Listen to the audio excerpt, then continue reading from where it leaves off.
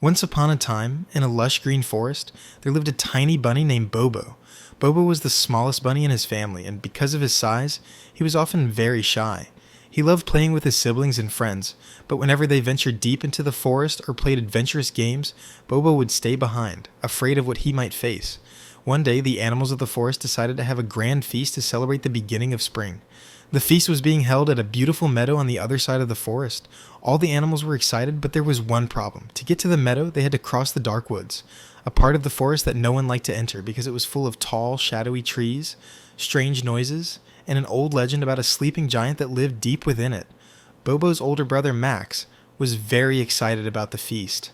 "Come on, Bobo, let's go. The whole forest is going, and it'll be fun," he said. But Bobo hesitated.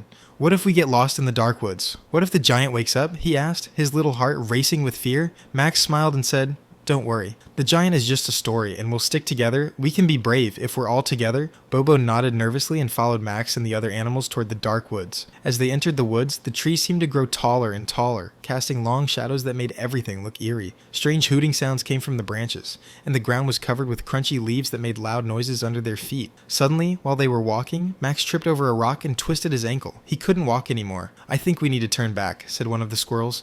"It's too dangerous to keep going with Max hurt." The other animals agreed, but Bobo stood up tall, or as tall as a little bunny could. "No, we can't give up now. I'll go ahead and find help."